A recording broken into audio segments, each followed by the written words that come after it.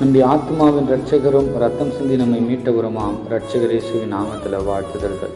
லூக்கா 11:9 கேளுங்கள் அப்பொழுது உங்களுக்கு கொடுக்கப்படும் என்று கர்த்தருடைய வேதம் பேசுகிறது. என் அன்பான தேவனுடைய ஜனமே, கேட்கணுங்க. ஆண்டவர் சமூகத்தில் நம்ம மனசை திறந்து கேட்கணும். கேட்காமையே தரமாட்டாரா? கேட்கணுன்ற பிரமாணம் மட்டும் இல்லைன்னு வைங்களேன், நமக்கும் ஆண்டவருக்கும் தொடர்பு இல்லாமல் போயிடும். அந்த பிரமாணம் கூட தேவனோடு கூட நம்ம இணைக்கப்படுவதற்காக கேட்கணும்னு ஜெபிப்பீங்க. ஜெபிக்கும் பொழுது ஆண்டவரோடு இணைவீங்க. அப்பாவுடைய உள்ளம் அது. அவரோடு இணைக்கப்பட்டிருங்க. கேளுங்க. அப்போ கர்த்தர் உங்களுக்கு நிச்சயமாக தருவார். உங்கள் வாழ்க்கையை ஆசீர்வதிப்பார். அவர் இருதயம் உங்களோடு நேரத்தை செலவிட விரும்புது. நீங்களும் அவரோடு நேரத்தை செலவிடுங்க. ஆசீர்வதிக்கப்படுவீங்க. இயேசுவின் நாமத்தில் ஆமென்.